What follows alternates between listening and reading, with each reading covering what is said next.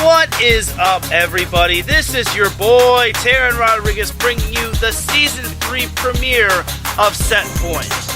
And since it's a season premiere, it means one thing. NCAA women's volleyball season has arrived. Yes, the cycle has begun, as I'll be previewing the top matchups for this weekend. Also, I'll be recapping my first women's volleyball match in terms of the NCAA, as I got to see Long Beach State and Pepperdine doing battle one another in an exhibition match. Who looked impressive, and was there a clear-cut winner in the four-set format? Also, we had the AVP tournament happening in terms of the Manhattan Beach Open, where April Ross and Alix Klineman both made history. What did they do, and were they victorious in the tournament? All that and more, along with some other volleyball news happening on the high school volleyball scene, and we had a volleyball pair getting married over the weekend. So set up the net, hand me a volleyball, because I'm about to serve you the Season 3 premiere of Set Point. This is Teran Rodriguez bringing you another edition of Set Point, here on iSports Radio, your direct feed for all that is sports.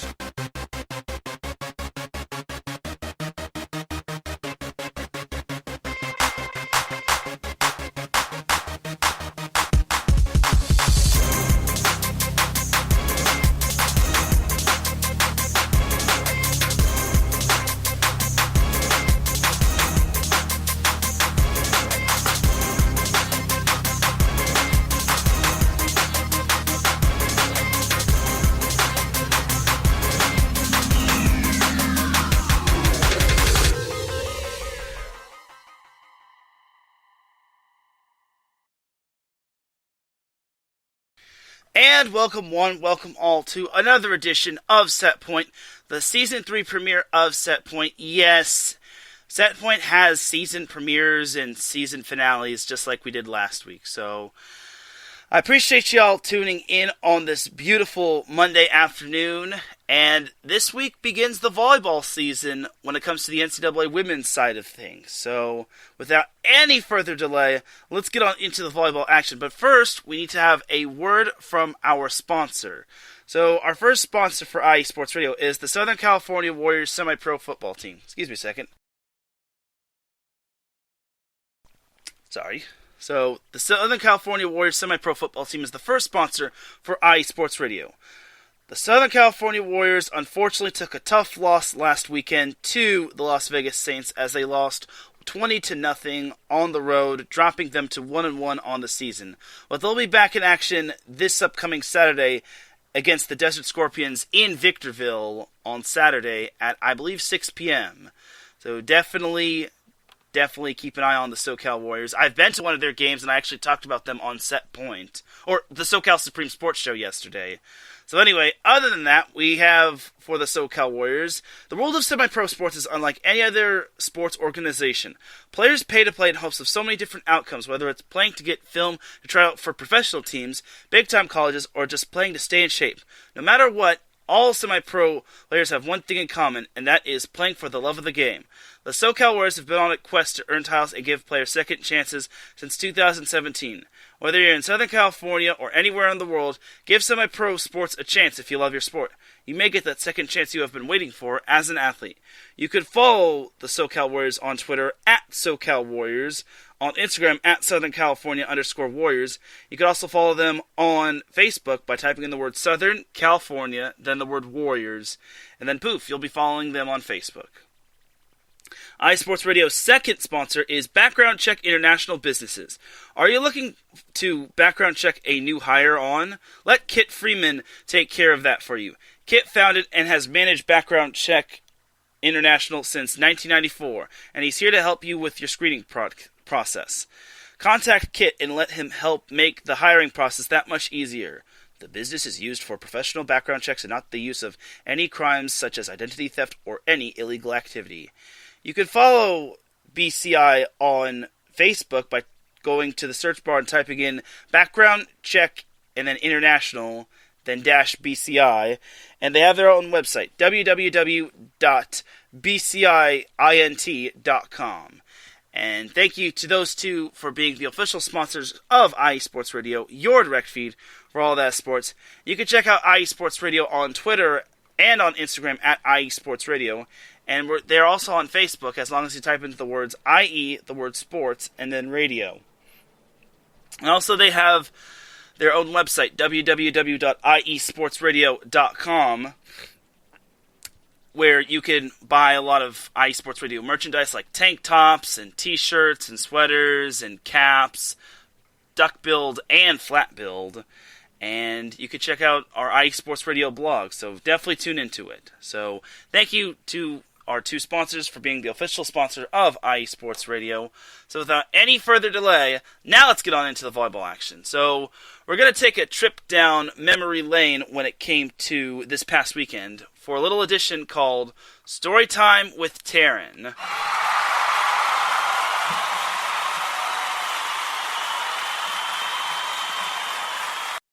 Okay, it's not that important, but here is Storytime with Teran. So, this past weekend, I actually went to the Long Beach State-Pepperdine women's volleyball exhibition match. And it was a fun little match between the Waves and the Beach. Yes, Long Beach is now known as the Beach. It's not known as the 49ers. Disappointingly so. So, when it came to it, I actually got a one-time use of a press pass where I got to I was actually the only media guy at the event, which is kind of funny. And before we continue, I gotta say hello to Marcus Losgreat in the chat room. He says, Season 3, let's go. And say hello to Gina G, who just finished up her show a couple hours ago. She says, have a great show as always. I appreciate it, Gina. Good job with your show today on Reppin' to NorCal Sports. So, you could definitely check out Reppin' to NorCal Sports every Monday at 3 p.m. Pacific Time, 6 p.m. Eastern Time. I promise you all she does a great job. And then you can also check out Marcus Losgreat's show, Gloves Off, every Wednesday at 8 p.m. Pacific Time, 11 p.m. Eastern Time. Or 8 p.m. Pacific Time, 11 p.m. Eastern Time. I think that's pretty much what I got. So, yes, definitely check out Marcus and Gina. So, back to the little exhibition match. So, I hadn't been to a Long Beach State women's volleyball match in over 600 days, which was actually the last time Long Beach State had played a match, other than themselves, because obviously playing themselves is pretty much just practice and whatnot. So, and we ain't talking about practice. We're talking about the game.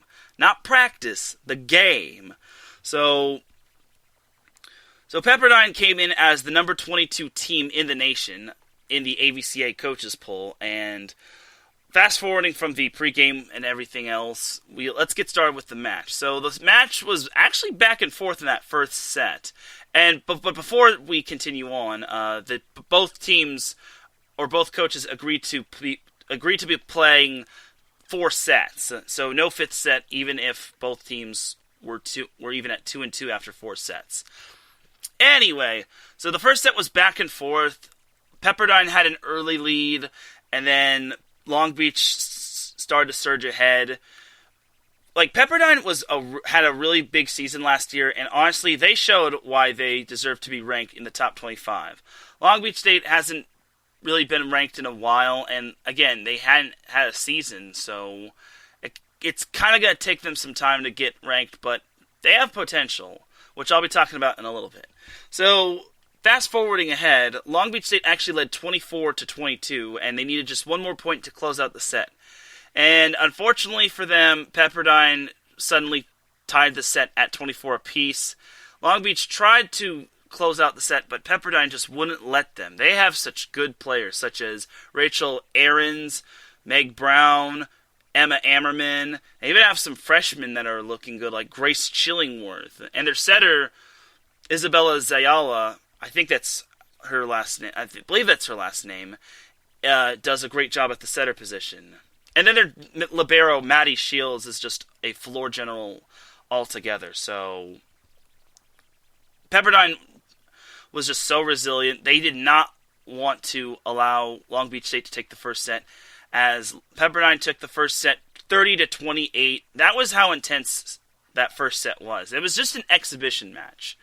Then the second set, Pepperdine rode that wave of momentum, and they just straight up dominated that second set. That was the one-sided set of the entire match, as they took that second set 25 to 13. And I was providing updates and video clips of the closing set point and whatnot.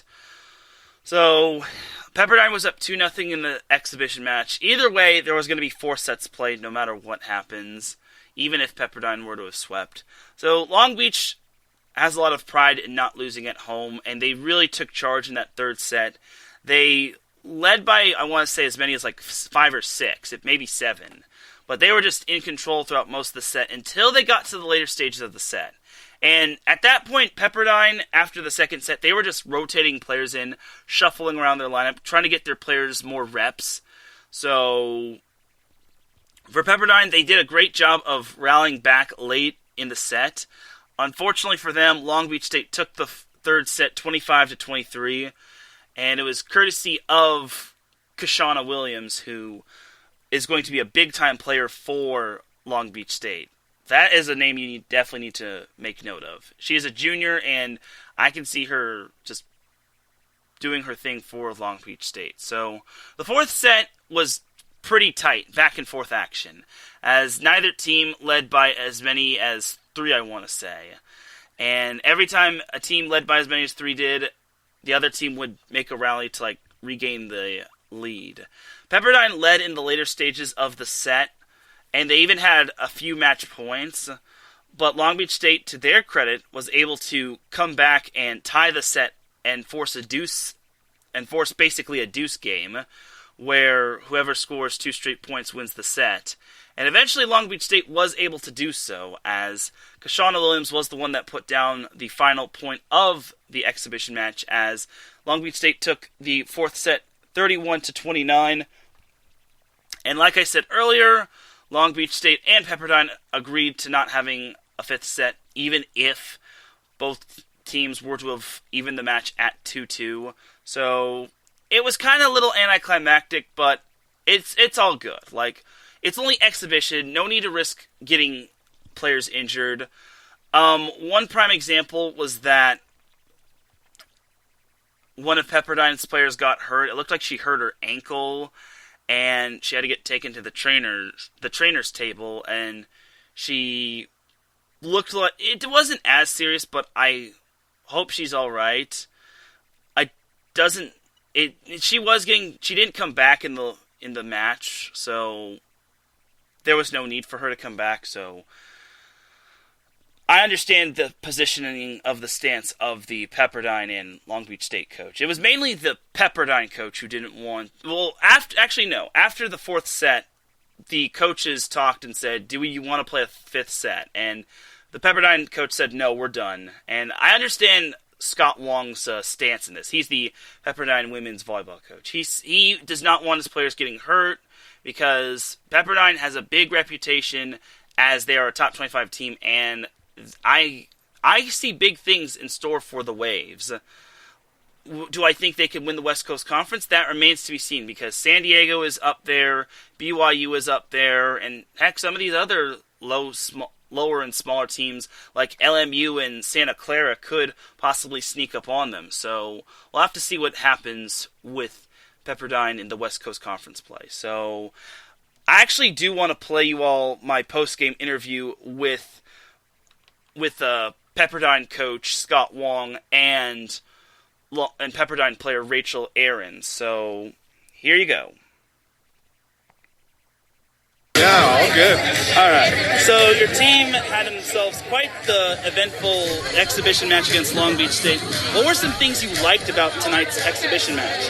Yeah, one, I liked the environment. I thought it was a really good environment to play in for a first match on the road against a really good team, but with some great fans here too. So that was what we were looking for.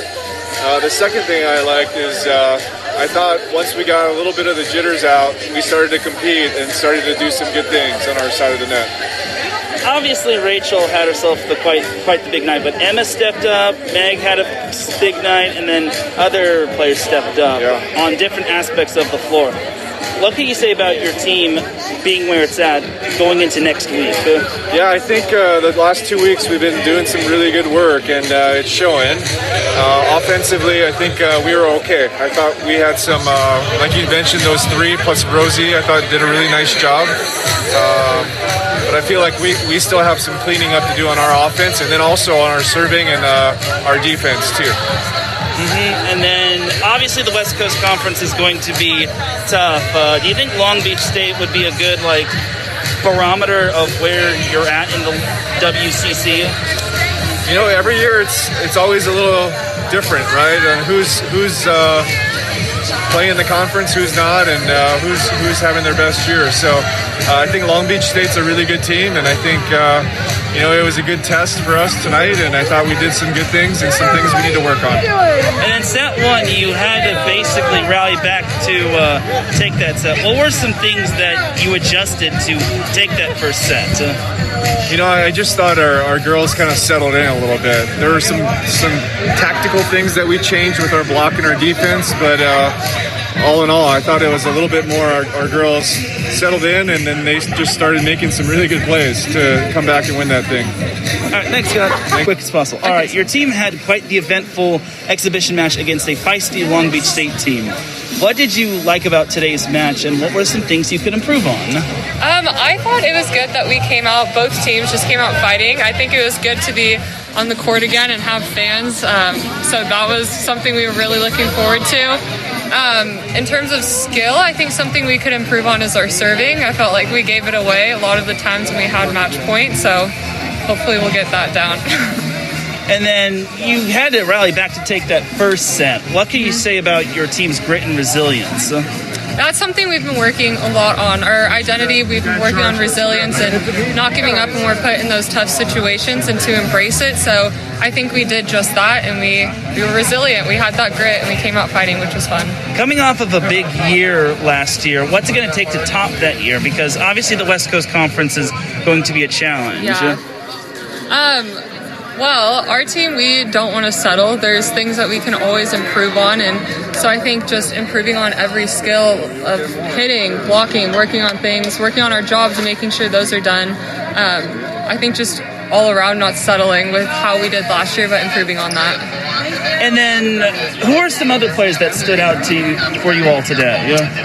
Today, I think Izza did a great job coming in and leading our team, and our freshmen. I think everyone got to see the court today and contribute to our wins, and so it was really good to see everyone put in that work today. All right, thanks, Rachel. Yeah, thank you so much.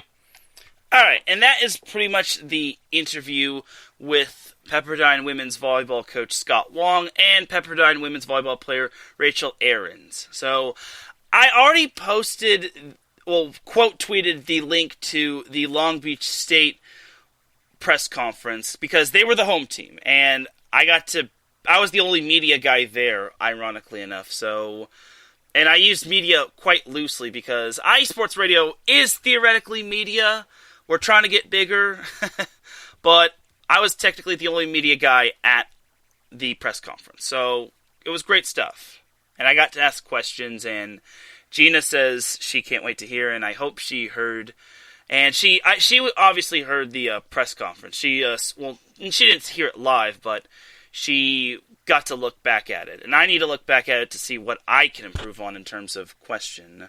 And thank you, Gina. She says I did a great job with that. I appreciate it, Gina. So Rachel did mention that Pepperdine needs to work on their serving, because in that fourth set, all the match points they had, they always followed it up with either a hitting error or serving errors. And that's what kind of nipped them in the butt. And if they can improve on that serving, I think Pepperdine can do whatever they want. And I think this team has great potential. I'm not just saying that as a West Coast bias. I'm saying that as this team really performs well and has a lot of great studs on not just the left and right side, but middles. Their setter is good, and their libero, like I said, she is top-notch as well. And Scott Long is an amazing coach, and I'm glad to have helped him out because he was looking for a roster of both teams, and I, being the nice and generous guy, gave him my roster of both teams,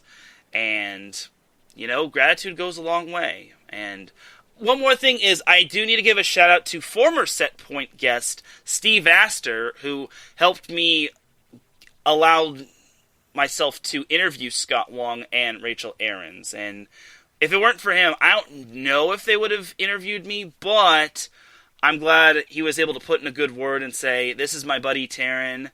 He has this volleyball podcast, Set Point, and I'm glad he was able to help me out, and I'm truly grateful. And my only regret with Steve Astor is that I wish I could have talked to him a whole lot more, but I was busy, he was busy, we're all kind of busy, so all in all, I do appreciate Steve Astor. We gotta get him his iSports Radio t-shirt, and who knows, maybe we'll see Steve Astor again one day, or we'll Set Point at least. Hopefully, Set Point will be able to see Steve Astor one more time before the year ends, because I gotta thank him for helping me out, because that's what true friends are for, and I'm glad to call him my true friend. So, okay, I'm getting a little sappy and emotional. So, I had the honor of interviewing Joy Mackenzie Furbringer, the Long Beach State women's volleyball coach, Nicole Hoff, the libero for Long Beach State, and Kashana Williams, the outside hitter for Long Beach State. And those three, well, Joy is a fantastic coach. Although Long Beach has not shown it in terms of the postseason, they do have a promising roster. Most of their roster is filled with newcomers because they did lose some players to graduation. They also lost players to transferring, but all in all, they looked sharp. Like, Kashana's a great player. Nicole looked comfortable in the libero position. Long Beach State ran 2 setters as, I forget the first one, but the second one was Tia Chavira. Like, it's been a while since I've seen Long Beach State volleyball, and they do have a lot of newcomers. I do need to get accustomed with their names. I do admit that. So Gina says, Nicole was my favorite interviewee. She had a lot more to say. Yeah, and I liked them all, and everyone has their same their preferences when it comes to interviews. Now that Gina mentions it, like after the interview, Kashana felt a little bad, but again, I don't judge people on interviews. Like, everyone gets stage fright once in a while, and it's the first interview in over 600 days. Matter of fact, to be more specific, their last game with fans and the last interview was basically December 4th, 2019, and going back to that, their last like post-game press conference was 226 days following a match against an opponent not themselves. So that's how long it had been since we've had a Long Beach State women's volleyball game other than themselves. So all in all, I was happy that both players and the coach really had quite a bit to say. And funny thing was, I actually almost I had to like run up the stairs to like get to the press conference room because I had interviewed Rachel and Scott, and I was like, oh no, I got to get to the press conference room, and I pretty much had to run up there, and I had to run up the stairs. And funny thing was, Kashana was actually about ready to come get me, and luckily I was lucky. I was like, okay, I barely made it, and I had to catch my breath for a little bit. And Gina says Kashana was cute, though. She was straight and to the point. Yeah, I totally agree. And I absolutely agree that Kashana was to the point. And one thing I like about her is that she is fearless against anybody. Like, we could pit Long Beach State against Texas, Wisconsin, Kentucky, anybody. She does not fear anybody. And that's what I like about her. And whatnot. So, all in all, wrapping up on the Long Beach State women's volleyball match. I was a busy guy, though. Prior to that match, I had a lot going on that past Saturday. I had to film a Pop Warner game. I had to hop on 2 Zoom conferences. And then I had to walk quite a ways to to the pyramid, and I had to take some buses up there as well. So, all in all, it was still a fun little way to spend my Saturday evening, and I'm glad to be back with Long Beach State, and hopefully I'll be covering more Long Beach State in the near future. One, because I know the sports information director, she's really nice, and she will do everything she can to try to get me into these games as a member of the press. And then number two is I want to go to as many Long Beach State games as possible, just because it's great exposure to them, and then it's also a great way to grow my show and a great way to grow my Twitter account. So I really, if I get people that get annoyed with me having to continuously ask, why do I cover Long Beach State and not anything else? Well, number one, I have connections with Long Beach. Number two, Long Beach State is slated to finish 4th, and I think that team can finish higher than 4th in the Big West Conference. I even had a few of my friends saying Long Beach State looks good this year, and I think they could do some damage this year, and I totally agree. And I'll be talking about what kind of damage they could do in a little bit. So, and then number three, I think Long Beach has quite the challenging schedule. First and foremost, they go up to Idaho this weekend. They go up to Boise for the Boise State tournament. They play Montana State, Boise State, and Dixie State. So, I think it's actually Montana, not Montana State, but they face three opponents pretty much in like the Midwest or the Central, if I'm not mistaken. Which, I think those are all winnable. It all depends. They haven't seen film on it just because they just recently got done with their scrimmage, and they're not going to look that far ahead. But that is this weekend, and it's going to be at Boise State, and I look forward to seeing what can happen. So, we'll see. Next week, Long Beach State will be back at home for the Long Beach State tournament. On Thursday, September 2nd, they'll play UCLA at 7 p.m. Then on Friday, September 3rd, they'll take on Georgia Tech. And then on Saturday, they close out the Long Beach State tournament against Portland State.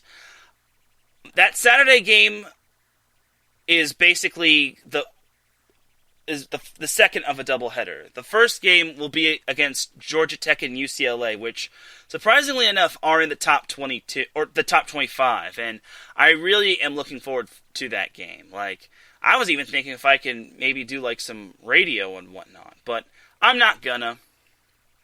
So all in all, expect more Long Beach State content, and I do need to post the highlights of the Long Beach State women's volleyball match between Long Beach and Pepperdine. Like, there were a lot of great blocks at the net, there were lots of thunderous spikes, there were some great serves.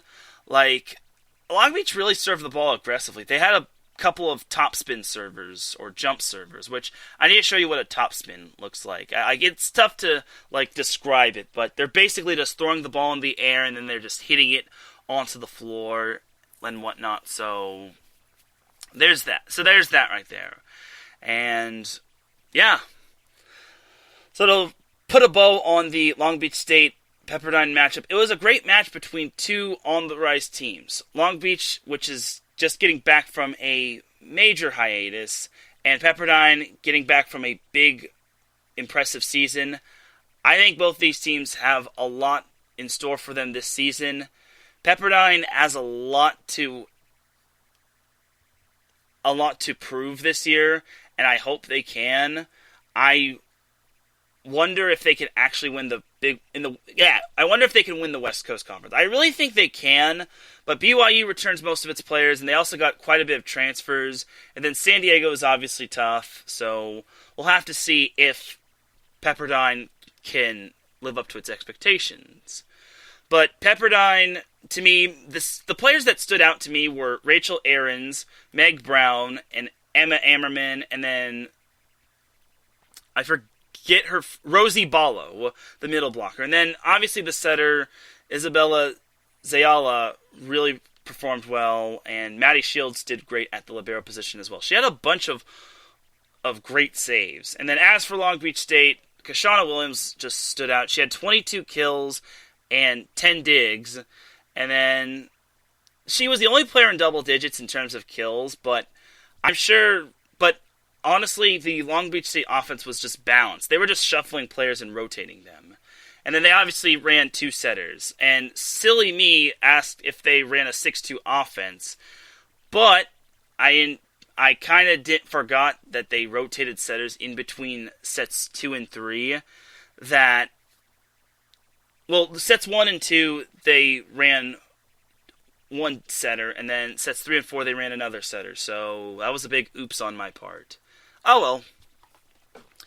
So there's that right there. You gotta live and learn when it comes to mistakes. And all in all, I think, and also Nicole Hoff stood out at the libero position. And I think, like I said, Long Beach has a bright future ahead of them. Like, I don't know if they'll win the Big West Conference. I don't want to discourage them when it comes to winning the Big West Conference, but they have a bright future, a very bright future ahead of them. And with fans back in the stands, it's going to make the Pyramid a big-time home court advantage. That's because the Pyramid is a great place to play at. So, there's that. Alright, so that is enough for the Long Beach State-Pepperdine scrimmage. I'll be posting the video clip highlights pretty much after the show or whenever I get around to it. So, let's close the book on that and jump to the next little topic. So, we have some volleyball news that happened. So this comes from the high school volleyball scene. And this comes from one of our former set point guests. So, former set point guest Jake Nunaviller has been recently hired as the new boys volleyball coach at Mater Dei High School. Yes, the Mater Dei High School. The Mater Dei that's good in like practically every sport, and the one that's in Santa Ana. So that's really cool that Jake Nunaviller is now the new head coach. I don't know what happened with Pat Connolly, the former coach, but I wish him the best going forward. And I wish Jake the best, because the fact that he's getting a chance to lead a very promising program, which actually competed in the Division I playoffs this past spring, is big time right there. And Jake has experience when it comes to being a head coach, as he's currently the head girls volleyball coach at Marina High School in Huntington Beach, and he's done some great things as well. And I gotta get him his IE Sports Radio t-shirt. But all in all, I am happy for Jake Nunaviller, and I wish him the best. And I wish Pat Connolly the best, whatever he does. So, either way, I think either way, I think Mater Dei is in good hands with Jake Nunaviller. Jake also has experience as a player, as he played volleyball at Golden West College. He won a state championship with them, even though he was kind of injured for the latter part. He also went to Long Beach State. He didn't play volleyball there, but he was kind of the technical support, I think. I'd have to go back and listen to that, my interview with Jake Nunaviller. But all in all, he's a great down-to-earth guy, and I wish him the best. I'll also be seeing Jake in a little bit, so when it comes to the girls' season, so I can't wait for it. So that's the first part of the mini volleyball news. So the second part of the volleyball news happened pretty much off the court, and this happened pretty much outside of anything volleyball related. So, recent gold medalist of the U.S. women's volleyball team, Jordan Larson, tied the knot with David Hunt, the Pepperdine, I think he's the Pepperdine men's volleyball coach, if I'm not mistaken. But either way, Jordan Larson and David Hunt have tied the knot with one another, and they got married over the weekend. And yes, he is the head volleyball coach at Pepperdine. So David Hunt and Jordan Larson tied the knot, and they got married in Omaha, and it was great stuff. So, speaking of Jordan Larson, she hasn't closed the book on playing professionally, and I don't know if she's fully closed the book on playing in the Olympics anymore, but if she has, she did have a great run, and I wish her the best. So, all in all, it was a great weekend for Pepperdine. Their women's volleyball team got to have a great scrimmage with Long Beach State, and their men's volleyball team, or their men's volleyball coach, tied the knot with the woman of his dreams. So, great stuff right there. I gotta give that a round of applause right there.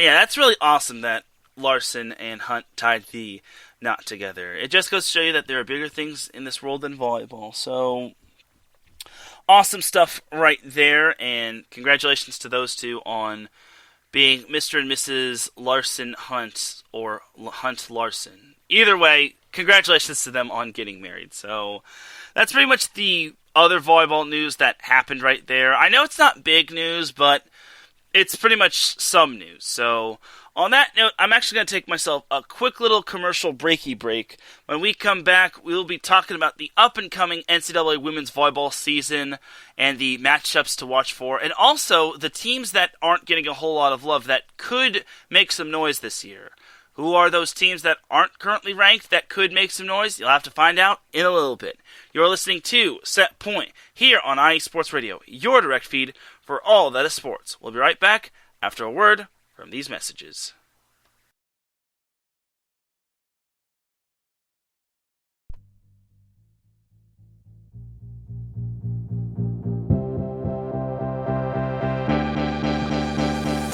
Hey guys, it's Blake Henley, better known as H-Town Blake to some of you.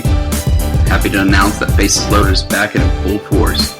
We'll be bringing that high heat every Tuesday night here on IE Sports Radio, so come home, get ready, dig into that batter's box, and see if you can chase that high heat, baby. So we'll be coming to you live with all the stats, all the rundowns, all the division rivalries, and every team that's going to make the playoff push to get to that one and only October and get to the pinnacle of what baseball is, to hoist that Commissioner's Trophy when it's all said and done.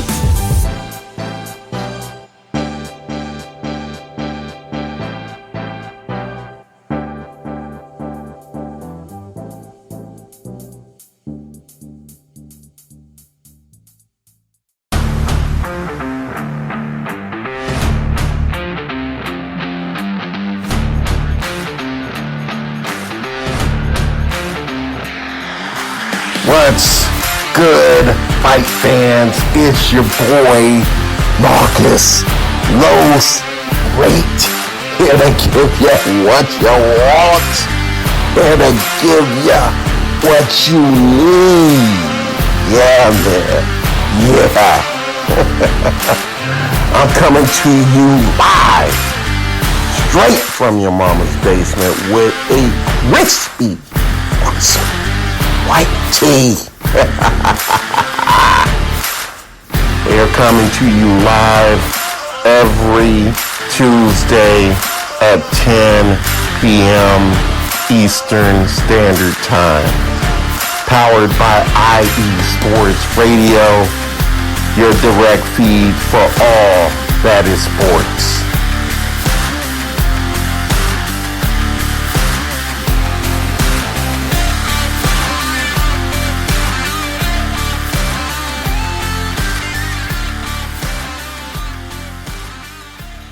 And we are back with segment number 2 of Set Point. Thank you all for tuning in, whether it's live or on the playback. I really appreciate y'all. You can check out all of iSports Radio's amazing shows, such as Let's Whine About Sports with Mike Pat, Gloves Off with Marcus Los Great, Bases Loaded with Brandon Buckingham, Blake Henley, and Chris Garcia, aka Sports Brain, and all of our amazing shows that are dedicated to different sports, different topics, and different regions of the show. So I definitely would highly recommend tuning into all of our amazing shows. We produce great content.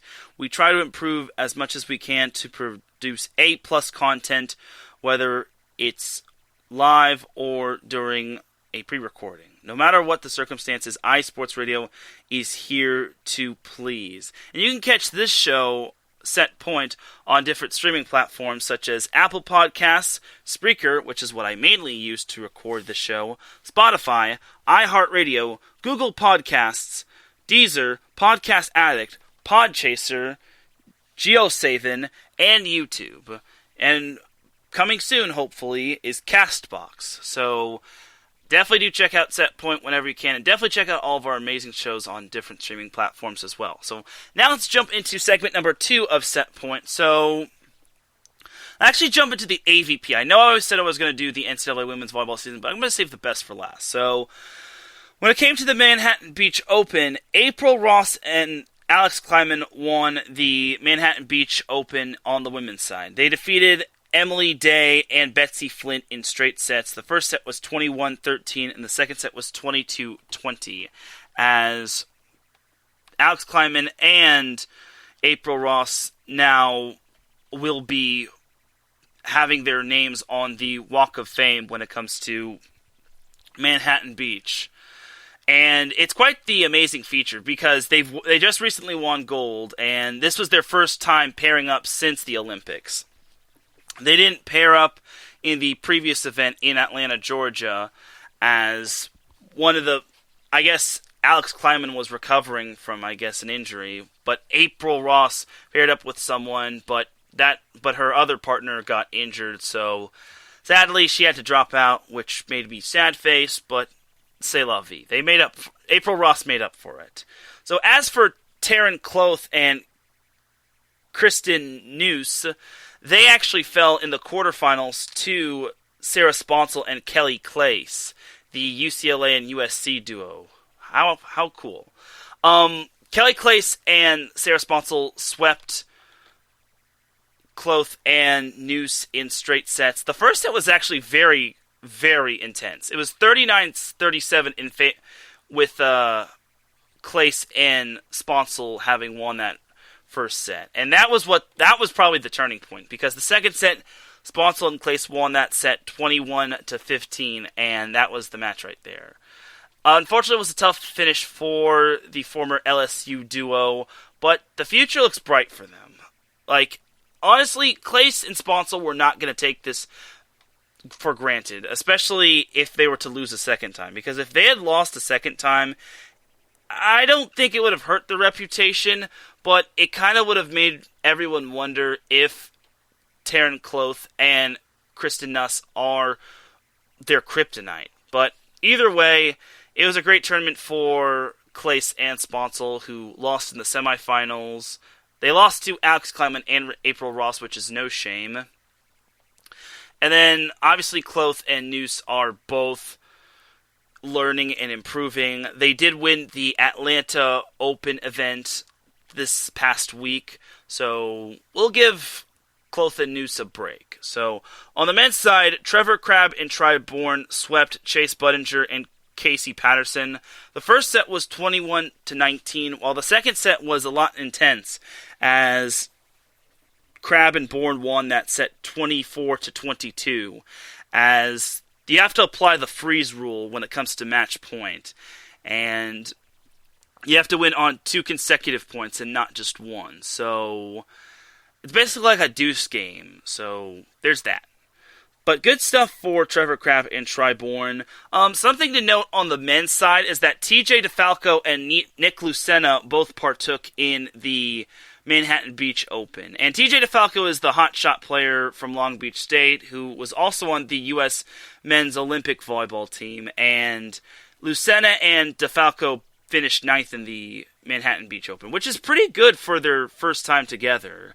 They'll mesh together with one another as the AVP continues. This week, there are no AVP events, as next week, the AVP will be heading down to Chicago, aka the Windy City, to have some beach volleyball, and who knows, maybe Adam Karnick from Chi-Town Weekly will be talking about some beach volleyball action. And that's going to be a real cool event, as I actually wanted to go to the Manhattan Beach Open, but unfortunately all their tickets were sold out, and the only tickets were available were on Friday, and I couldn't do Friday because I was busy that day. But it's all good, and there was a lot happening. I wanted to go on Sunday, but all the tickets were sold out, and I was so heartbroken. But it would have been a long way to get up to Manhattan Beach. I've been to Manhattan Beach, and it's a long ways from my house, whether it's via by car or via by public transportation or via anything. So that's that for the Manhattan Beach Open. The Chicago Open goes from September 3rd all the way to September 5th, is the final AVP event of the beach volleyball season, as summer is pretty much winding down, and it's free to the general audience. It's too bad I am not in Chicago, I'm in California, but it is what it is. all in all, it was still a great weekend for me, Teran Rodriguez, and hopefully one day I'll be able to go to an AVP event. Like, I really wanted to go to the Manhattan Beach Open, because that's basically beach volleyball in my backyard.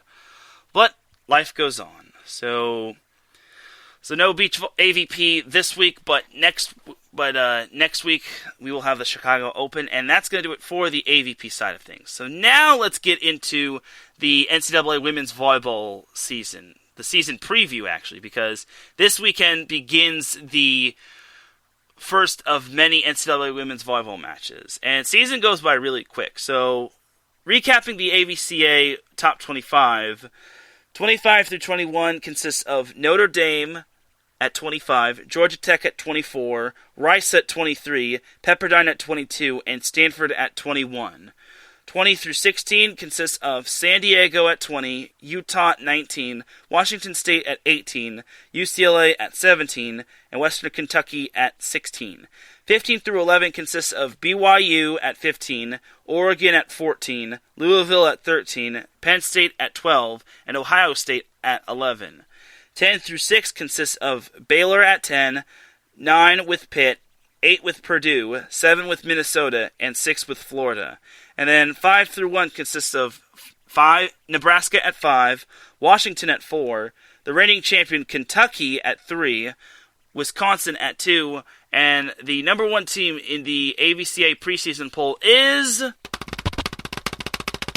forget it.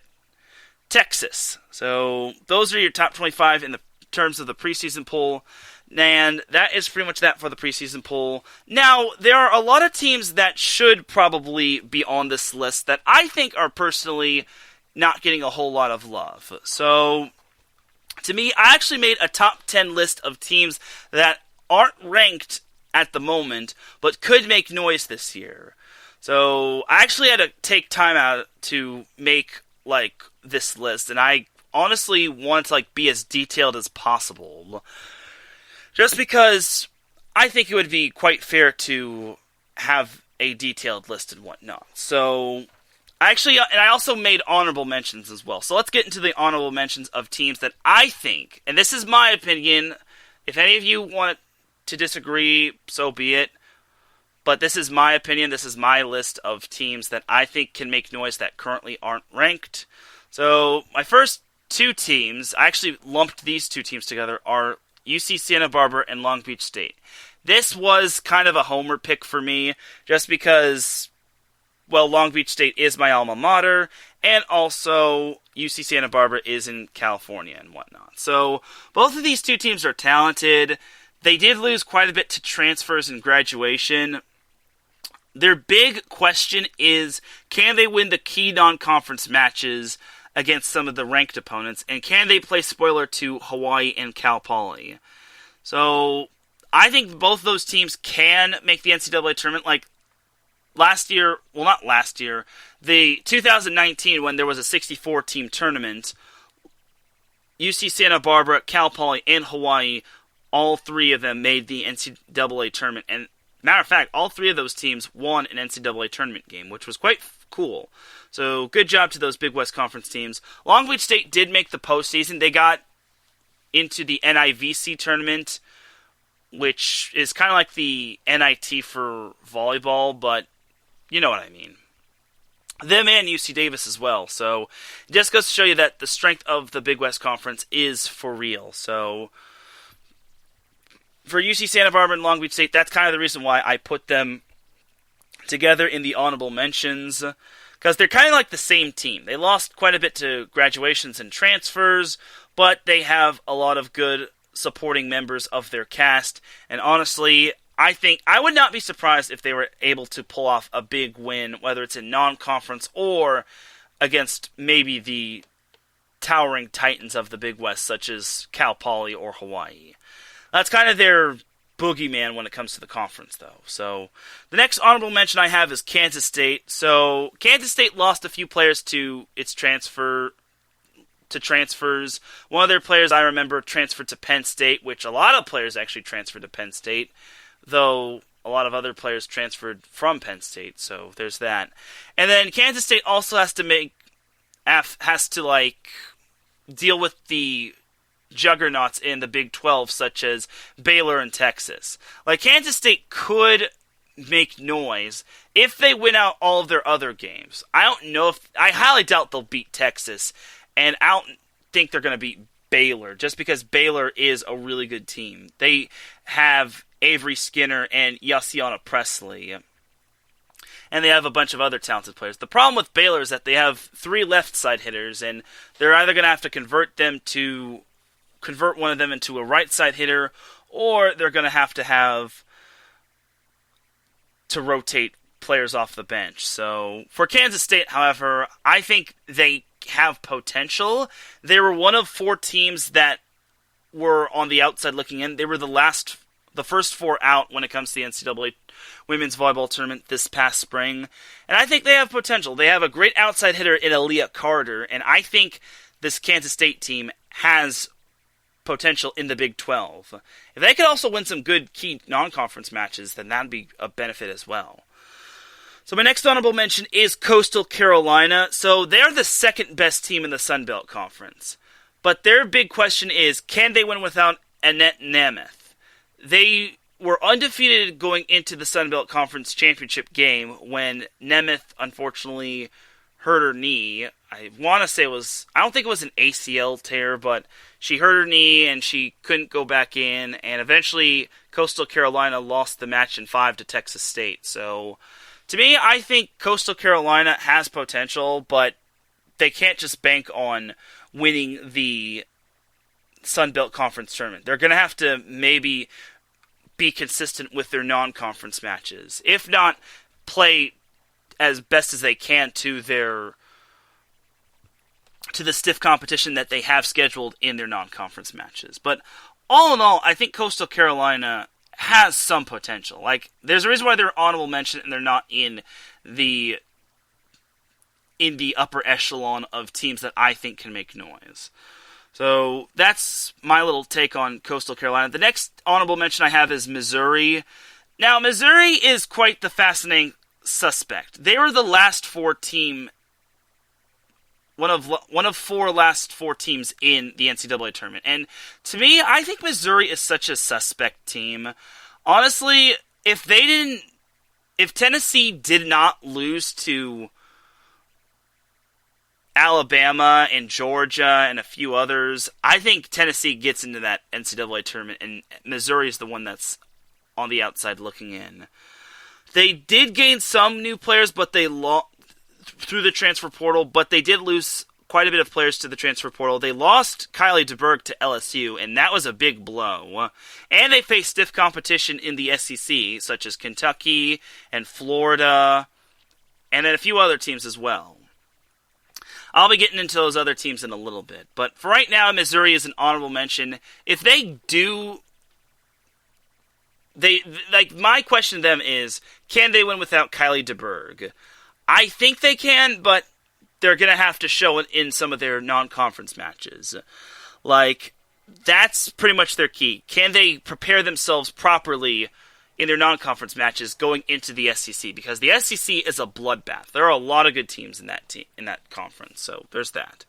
Then my next honorable mention is Michigan. I actually was very close to putting Michigan in the teams that I think can make noise, but Michigan returns a good portion of its players. The problem is that the Big Ten is so darn challenging.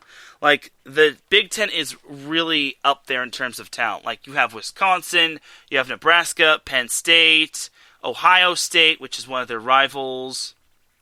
Even Illinois is kind of improved. And then we also have Purdue as well. So, all in all, Michigan, my question to Michigan is, can they knock off one of those tougher teams in the Big Ten? And can they finish 500 or better? And can they prevent themselves from canceling their matches due to COVID? Those are my questions. I'm sure they can when it comes to the whole cancellation part. But all in all, for Michigan, they face some stiff competition, and it still remains to be seen on if they can do well in the Big Ten. They used to be one of those better teams in the Big Ten, and then they kind of fell off. So we'll have to see what happens with them this season.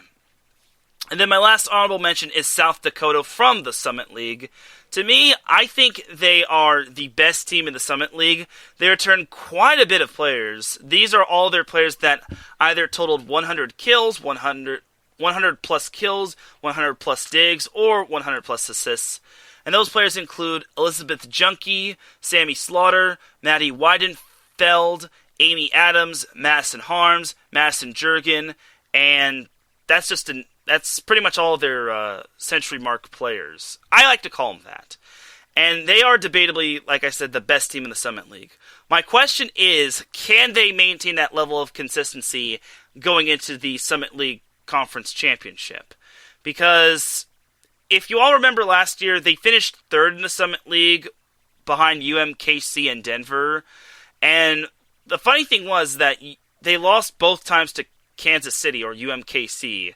And then South Dakota actually beat UMKC in 5 sets in the Summit League tournament.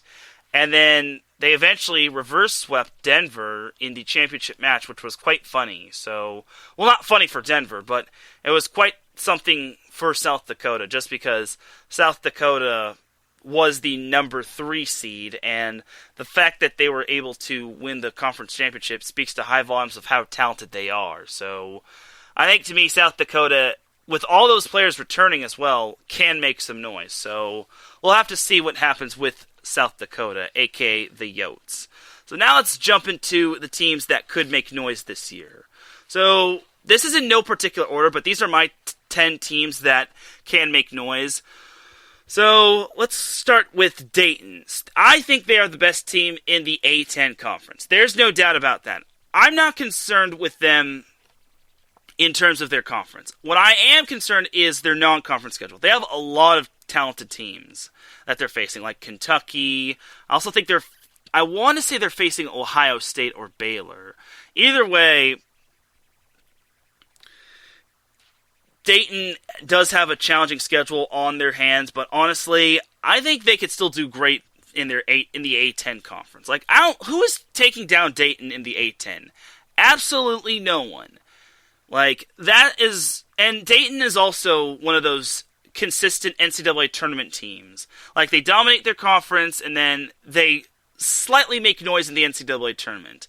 And part of that is because their conference doesn't get enough credit for the job it does. Like, Dayton went into the NCAA tournament undefeated, and they almost knocked off Washington. That was just how incredible Dayton was. And Washington was one of the top seeds in the NCAA tournament. So I think Dayton can make noise. So my next team that can make noise this year, despite them not being ranked at the moment, is Texas State. Now, Texas State has a gauntlet of a schedule. They're playing Ohio State. They're playing, I want to say they're playing Texas this year. I haven't fully checked their schedule, but I know their weekend is really tough. They have Cincinnati as well. Like, to me, I think Texas State is the best team in the Sun Belt Conference.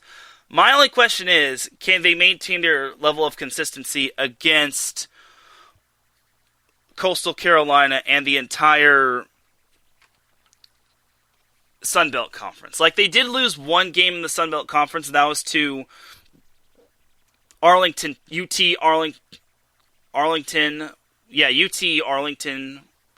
So, to me, I don't think Texas State has a problem with being inconsistent. I just think, can they maintain their level of consistency? But they play hard every night. I've seen Texas State play. I know it was back during the Karen Cheeseum era, but they're doing a great job post-Karen Cheeseum era. So, all in all, I think Texas State always plays a tough schedule. And if you all remember correctly, Texas State played the most number of matches last season of any team in the NCAA tournament. So, and who knows, I think Texas State can pull off some of those upsets going forward. So, we'll have to see. And then the next team that I think can make noise despite them not being ranked this year, or despite them not being ranked at the moment, is Tennessee. Now, this team returns quite a bit of its players. They return players such as Lily Feltz, Morgan Fingal, Danielle Mahaffey, Jasmine Brooks, Ava Bell, Natalie Hayward, and Madison Bryant. those are all of their century players that either totaled 100 plus kills, 100 plus digs, or 100 plus assists. They also got 2 really good transfers in middle blocker Nicole Shanahan from Wisconsin and Brianna Runnels from Colorado State. So this was another team that just barely missed the NCAA tournament. This is one of those teams that wishes that last year's NCAA tournament should have been 64 teams as opposed to 48, which I still totally don't agree with. And Tennessee, I think, could have done some damage in the NCAA tournament. I think they could do damage in the SEC. I think people are underselling Tennessee just because Florida is in that conference, and then Kentucky is in that conference, and they also have other good teams as well. But I think Tennessee is vastly underrated in the SEC, and I think that team could possibly win. Well, I don't think they could win the SEC, but they could definitely get, like, top 3.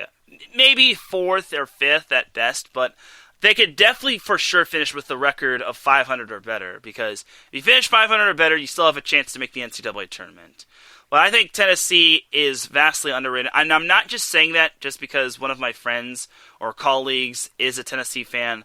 I am saying that because Tennessee has all that talent they return, and they also brought in Nicole Shanahan and Brianna Runnels. So I also can make the same exception, or I also can make the same case for South Carolina, just because that team returns quite a bit of its players as well, and they have some newcomers that could do some damage as well. South Carolina does start off with a big tournament at home against some really good teams like Penn State. I'll be talking about that in a little bit, but South Carolina can also be lumped into that category with Tennessee. So I think Tennessee is being undersold, honestly, and I think more people need to buy more stock on them. So the next team that I think can make noise despite them not being currently ranked at the moment is Marquette. That team right there is the second best team in the Big East, and they're also another team that finished in the first 4 teams out category. And to me, I think Marquette, as long as they could take down Creighton, they're in good shape. That is the big question, though. Can they take down Creighton? That has kind of been their boogeyman when it comes to the Big East Conference. And to me, I think they can, but it all depends on how Creighton is going into the Big East Conference play and the Big East Conference tournament, because I can already tell that it's going to be Marquette versus Creighton in the final, unless other teams have something to say.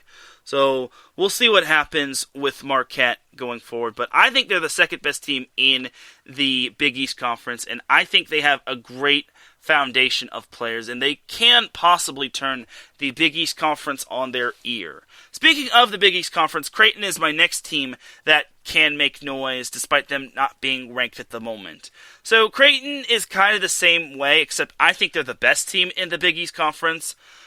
They do have a challenging schedule, which includes Nebraska, which is kind of its interstate rival. But when it comes to that challenging schedule, that's going to help them for Big East Conference play. And Kirsten Booth always runs a great program, and she has a great challenging schedule for Big East Conference play. So I think Creighton is going to be the team to beat in that Big East Conference. So all in all, I think people in general need to buy more stock on Creighton as opposed to buying more stock on some of these other teams. So to me, I think Creighton is a safe pick for the NCAA tournament. Them or Marquette. You can't go wrong with either or, but I think Creighton is much better in terms of coaching and in terms of players and foundation. So my next team for teams that could make noise this year is Cal Poly. Now, I think this one was kind of a little bit of a homer pick, but I think Cal Poly is just as good as they were last year. They did lose quite a bit of players, yes. They lost the Van Winden girls to graduation, but I think Cal Poly they don't get a whole lot of credit based on the conference they play in, kind of like Dayton. So Cal Poly, to me, has a challenging schedule, but they have good opponents that they can better themselves in, and they have good players on their team as well. the big question for them is, can they maintain their consistency in the Big West Conference? Last full season, when the Big West Conference had a women's volleyball season, they actually crumbled toward the finish line. They lost to Long Beach State, which eventually cost them the Big West Conference championship. Had they beaten Long Beach State, they would have won the Big West Conference, and they would have probably had a better seed. Though it didn't really matter because Cal Poly did win a NCAA tournament game. So for me, Cal Poly's biggest question is, can they take down Hawaii, and can they close out in a strong way? Because I'm pretty sure they were kicking themselves after they lost to Long Beach State, but it is what it is. So Cal Poly, to me, is a team that could make noise, and they did receive some votes. Some of these teams, if not most of these teams that I picked, did receive votes. So we'll have to see. And then, now that we're on the topic of the Big West Conference, Hawaii is my next team for teams that can make noise this year, as Hawaii is basically like Cal Poly, but a whole lot better. Now, my thing for Hawaii is, can they get back to their dominating ways when it comes to getting back onto the court? As we say hello to, I think that's Pierre Moss that just said, "What's up, what's up?" I'm not entirely certain, but what's up, person who's running the iSports Radio Twitter account via Spreaker. Anyway, back to Hawaii. My question for them is, can they get back to their dominating ways when they were back in 2019? I honestly think they can.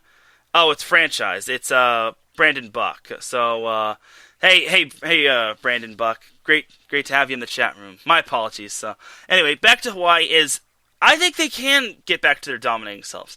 They've always been a team that has been dominant in the Big West Conference and dominant in the NCAA tournament.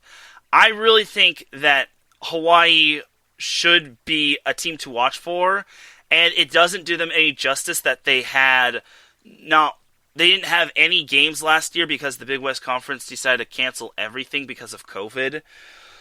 So to me, I think Hawaii is going to be that team that everyone needs to buy more stock on, just because Hawaii is a very good team, and it does not do them any good that they're not a big or not a Power 5 conference team. If they were in the Pac-12 or any of the other Power 5 conferences, I for sure can see them getting votes, and I could see them making the top 25. Funny thing was that Hawaii actually made the top 25 in the first week of the NCAA restart spring season, as they were actually 23rd, and then everyone realized, wait a sec, Hawaii's not playing this year. Take them out of the top 25. So there was that for Hawaii, and I think this is the team to beat in the Big West Conference. My other question for them is, can they stay consistent in the Big West Conference? Because last time they had a full season in the Big West Conference, last time they had a season in general, they had a few bumps in the road when it came to losing. They lost to UC Irvine, if I'm not mistaken, which they actually lost to them on their home floor at not UC Irvine. They lost to them in Hawaii, the Stan Sheriff Center, which was an absolute embarrassing loss for them. And then I think they almost lost to Cal State Fullerton as well. And then obviously they lost to Cal Poly.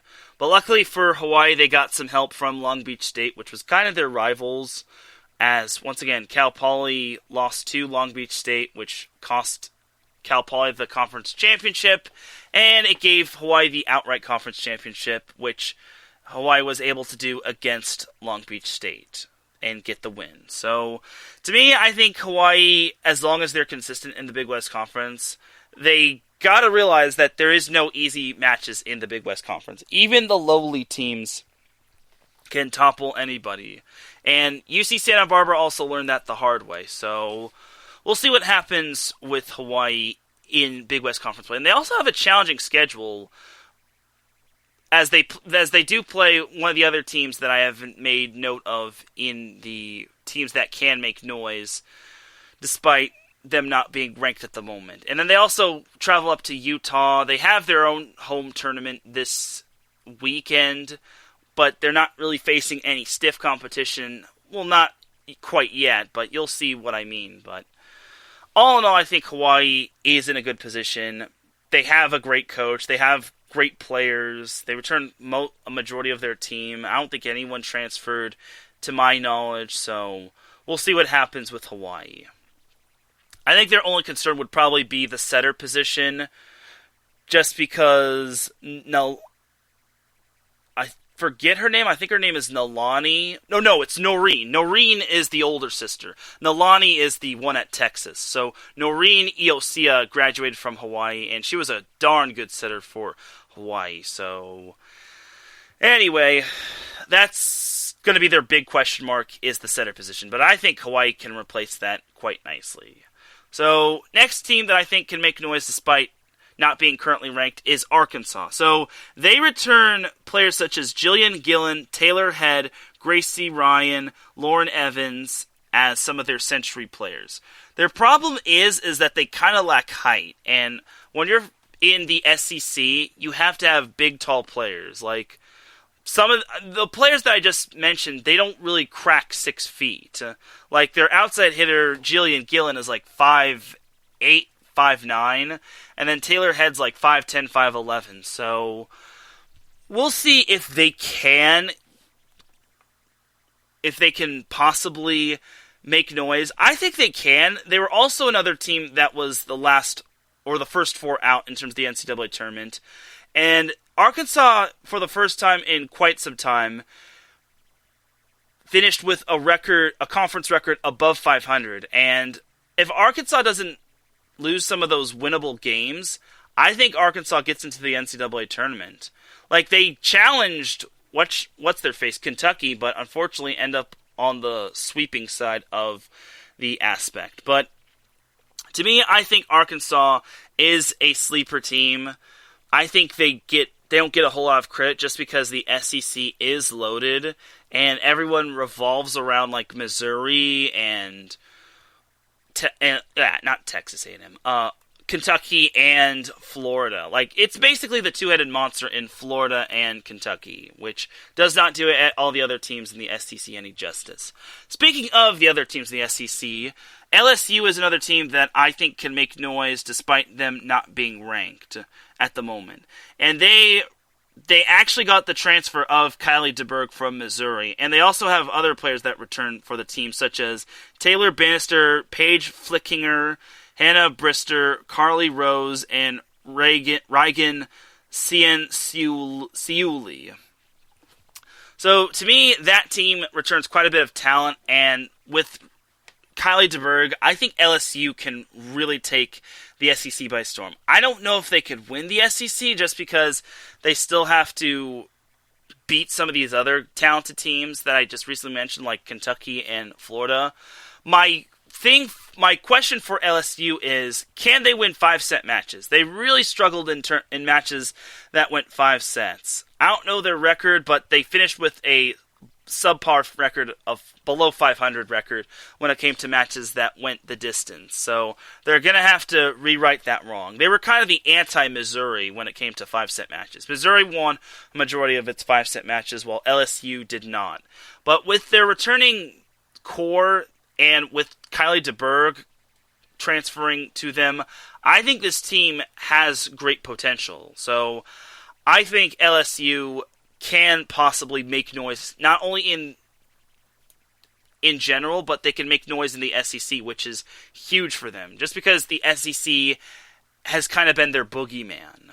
And then the last team that I think can make noise is none other than USC, aka the University of Southern California. So, to me, USC is actually right knocking on the door when it comes to getting into the top 25. They received over 100 votes, but they just were not there when it came to making the top 25 cut. The good news for USC is that they do have quite a bit of players that return for them. They have Brooke Botkin, who returns for them, who was their All-American from a few years ago. They have Shannon Scully, who transferred from Pepperdine. They have Mia Tuaniga, who transferred from my neck of the woods, Long Beach State.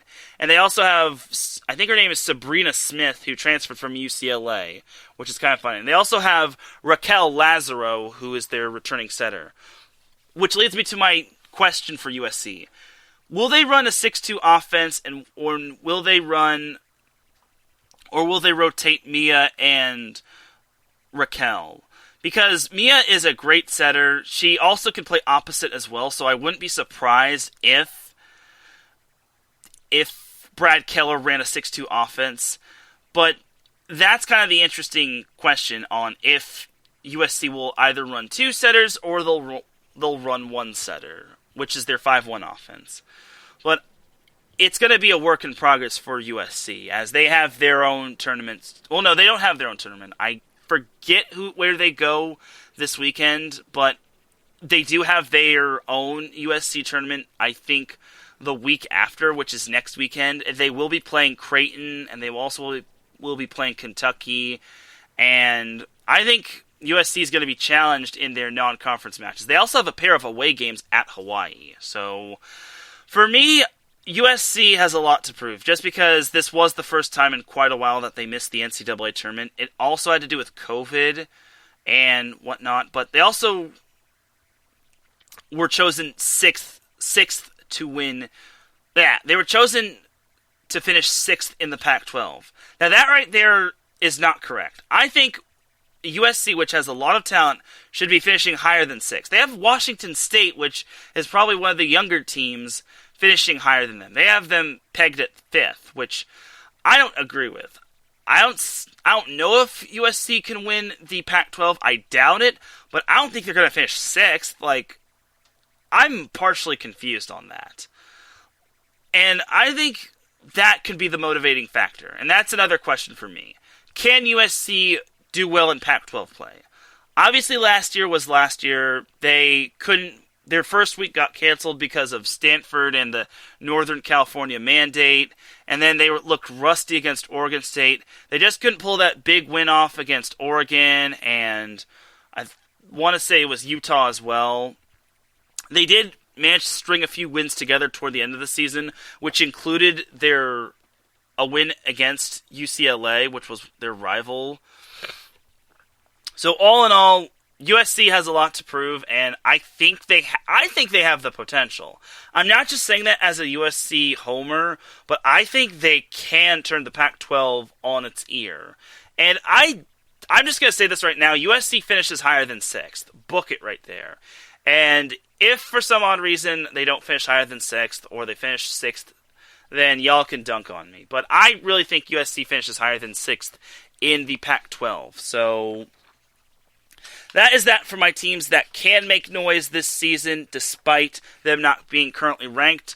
So let us go over the noteworthy matchups this weekend, and then I'll let y'all go. So let's start with Friday. So when it comes to the ranked-on-ranked matchups, the noteworthy matchups for Friday include number 20 San Diego at number 1 Texas, number 7 Minnesota versus number 10 Baylor at Wisconsin, number 23 Rice at number 9 Pitt, number 12 Penn State versus number 24 Georgia Tech at UCF, number 16 Western Kentucky at number 25 Notre Dame, number 18 Washington State at South Carolina. Then you also have number 3 Kentucky versus Texas State at Dayton. Then you also have number 3 Kentucky at Dayton. And then closing off the Friday noteworthy matchups is unranked Texas A&M versus Marquette. Now Texas A&M is I kind of wanted to put them on the teams that can make noise this year, but I'm not fully sold on Texas A&M. Like, they had a great season back in 2019, and they started off 4-0 last fall, and then they just deteriorated by losing to Mississippi State, which was the abysmal team in their conference, and then they lost to their rival Arkansas, which was the cherry on top. And I can already tell you that a while ago, I actually went on a little bit of a tirade on Texas A&M, so that was a long time ago, so I digress.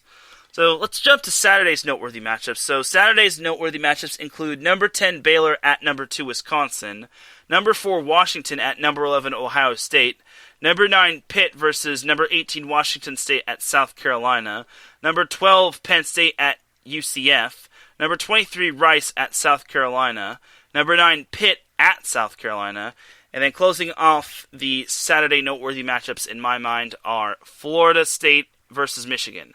Now, UCF made the NCAA tournament, but they had quite the brief run as they lost.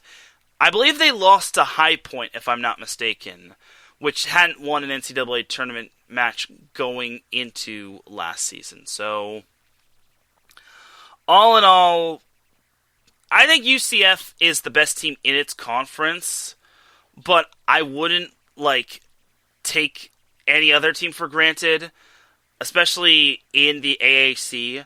All in all, I think UCF can make the NCAA tournament. They're one of those consistent teams that make the tournament year in and year out. Sometimes they have that deep NCAA tournament run, and sometimes they are just a round of 32 team. And then also Florida State, I wanted to put them in the teams that I think can make noise, if not the honorable mention, but they lost so many players to transfers. Most of their players transferred out, and they were chosen to finish 5th in the ACC, but I don't think that's actually correct. At first I thought that sounded right, but then I saw the number of players they lost, and furthermore, I also got to make note that I think Florida State finishes lower than 5th. I don't want to think that just because Florida State does have a promising women's volleyball program, but with the players that they lost to in terms of transfers, I don't see how they're going to be able to contend with some of the big teams such as Pitt, Notre Dame, Georgia Tech, Louisville, and then some of these other up-and-coming teams are on the rise, such as North Carolina, Syracuse, heck, maybe even Duke can beat them. And Duke is nowhere near the women's volleyball program that everyone wants them to be at. So, we'll see. And then Michigan, like I said, Michigan is a Big Ten team. I think they can do damage this year, but they gotta start winning they gotta win most of their non-conference games, and they gotta be competitive in terms of their non-conference games. And then the rest will take care of itself when it comes to Big Ten conference play. So, and then like I said, South Carolina, I think they have a promising team this year. They do have a tough schedule starting out, as they do play Rice and Pitt on Saturday, which is quite astounding. And then they also play Washington State. So they've got 3 ranked matchups. If they can pull maybe at least one upset, that could prove that the Gamecocks are for real. If they could pull 2 upsets, then that just goes to show you that they're not to be slept on. Because I think everyone forgets last year that South Carolina actually pulled a big upset last year. They pulled it last fall, which was buried in all of the wins and losses, as South Carolina became one of the few teams to beat Florida in SEC play, the other being Georgia and the other being Kentucky. And that loss to South Carolina kind of derailed Florida's chances of winning the SEC. That, along with the Georgia loss, really hurt them as well. But I think South Carolina is vastly underrated, and I think that team could possibly be sneaky good in the SEC. So, there's that. And then lastly, on Sunday, the noteworthy matchups in my mind, there are some ranked matches, but there aren't any ranked-on-ranked matches. The Sunday matches that I think are noteworthy are Florida State at LSU, and then Texas A&M at Hawaii. Like I said with Texas A&M, I'm not fully sold on them just because they have that level of inconsistency. If they can get a win over Hawaii, that would be huge, just because Hawaii is a very tough place to win at. And then Florida State is going to need to prove itself when it comes to winning the non-conference matchups. And then when it comes to possibly winning in the ACC, they're going to have a tough time winning, but who knows? Maybe they can pull off the W. So we'll have to see what happens with the Seminoles. And then as for LSU and Hawaii, LSU has a lot of players that they return, and they have Kylie DeBerg, so it's going to be a make-or-break season for LSU, and this could be their chance to break through in the SEC. And then Hawaii is basically getting back onto the court for the first time in pretty much over 600 days, kind of like Long Beach was. So that's pretty much my noteworthy matchups for Week 1 of the NCAA Women's Volleyball Tournament. And that's going to pretty much do it for this episode of Set Point. I went over the AVP, I went over some brief volleyball news, I talked about my night at the Long Beach State-Pepperdine exhibition women's volleyball match, and I also talked about the sneaky good teams that could make noise and the noteworthy matchups for this week. So I think this is a good time to call the night for Set Point. So without any further delay, ladies and gentlemen, is that time to drop the beat, because I'm about to dip like a banana in chocolate. You feel me? Thank you all once again for tuning into Set Point. I really appreciate you all tuning in. If you are listening live, I appreciate you. If you are listening on the playback, I appreciate you. If you're listening in the wee hours of the morning, I appreciate you. If you're listening at work, I greatly appreciate you. If you're listening at all, I appreciate you. Big shout out to the chat room, my boy Marcus Los Great, Gina G, Brandon Buck, aka Franchise, and Larry B for popping in and saying hello. I really do appreciate y'all. The season premiere of Season 3 was a success, and I can't wait for what's to come for the NCAA Women's Volleyball season and the remainder of the AVP, which will be concluding next week. For everyone here at IE Sports Radio, this is Teran Rodriguez signing off. I shall see you all Saturday for the SoCal Supreme Sports Show, and keep your eyes peeled for some volleyball highlights from me. Have a great rest of the weekend, and I'll see you Saturday. Peace!